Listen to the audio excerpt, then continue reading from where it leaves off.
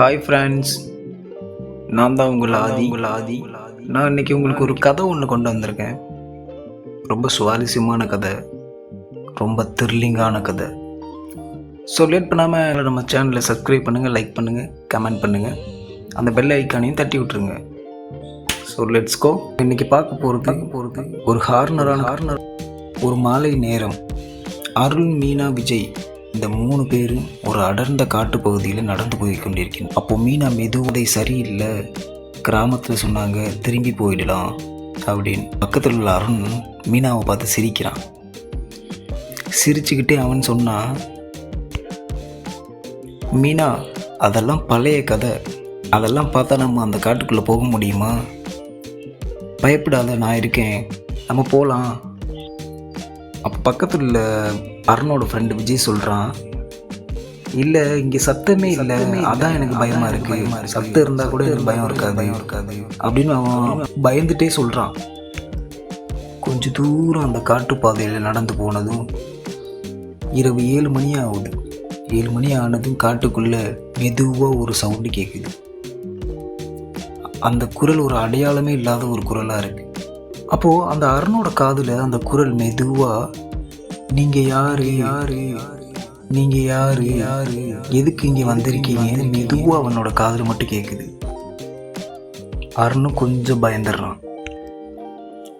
அப்போ பயந்துட்டே திருப்பி கேட்குறான் அவன் ஃப்ரெண்ட்ஸ் கிட்ட, உங்களுக்கு ஏதாவது குரல் கேட்குதான்னு 2 தடவை கிட்ட கேட்குறான். அப்புறம் எப்படி சர்வே பண்ண போகிறோம் அப்படின்னு யோசிக்க ஆரம்பிச்சிட்டாங்க. அவன் பயத்தை காட்டிக்காமல் சொல்கிறான், யாரோ கிராமத்து ஆளுக்கு சவுண்டுக்கு கொடுக்குறாங்க போல், பயப்பட வேண்டாம், நம்ம போகலாம் அப்படின்னு அவங்களுக்கு பயம் இல்லாத மாதிரி இவன் சொல்கிறான். சரி போகலான்னு முன்னோக்கி போகும்போது அந்த காட்டுக்குள்ளே மரங்களுக்கு நடுவே ஒரு சிறிய ஒளி ஒன்று, ஒரு வெள்ளை நிற அப்படி ஒரு ஒளி மாதிரி தெரியும். அப்போ மீனா அருணை பார்த்து கேட்குறா, அருண் என்ன அதுன்னு பயத்தோடு கேட்குறா. அப்போ அந்த 3 பேரும் அந்த காட்டுக்குள்ளே பார்க்கும்போது அந்த ஒளியில் ஒரு குழந்தையோட முகம் தெரியுது. அந்த குழந்தையோட முகத்தோட கண்கள் ஆக்ரோஷமாக பார்க்கவே முடியல.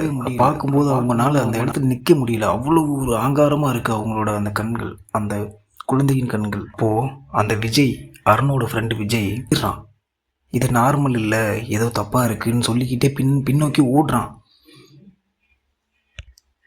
அப்போ அந்த முகம் சிரிச்சிட்டே, அந்த குழந்தையோட முகம் சிரிச்சிட்டே, நீங்கள் உள்ளே வந்துட்டீங்க, திரும்ப உங்களுக்கு வழியே இல்லை, நீங்கள் திரும்பி போகவே முடியாதுன்னு அப்படியே மெதுவாக சொல்லுது. அந்த ஒளி மட்டும் அவங்க காதில்.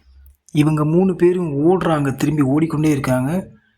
போகிற வழியில் வழி மறந்துருச்சு அவங்க வந்த பாதை. என்ன சொல்கிறா, நாம் எங்கே போகிறோம், எல்லா மரமும் ஒரே மாதிரி இருக்குது, வந்த வழி எங்கே அப்படின்னு அழுதபடி சொல்கிறா. அப்போ அருண் சொல்கிறான், நிறுத்தாதீங்க, நிறுத்தினா அது நம்ம பக்கத்தில் வந்துடும், ஓடுங்க, ஓடிட்டே இருங்க அப்படின்னு. அப்போ மெதுவாக காதுக்குள்ள ஒரு சத்தம், இங்கே வந்தீங்கன்னா இங்கே தான் தங்கணும், நீங்கள் இதை விட்டு எங்கேயும் போக முடியாது. அடுத்த நாள் காலை அந்த கிராமத்து ஆட்கள் எல்லாம் காட்டுக்குள்ளே போய் அந்த 3 பேரும் போனாங்களே, அவங்க எங்கன்னு தேட போகிறாங்க. அவங்க 3 பேருமே காட்டுக்குள்ளே இல்லை. பழைய பாதை மட்டுமே இங்கே இருக்குது. ஒவ்வொரு மரத்திலும் ஒவ்வொரு குரல் கேட்டது அந்த கிராமத்து மக்களுக்கு. அடுத்து யார்,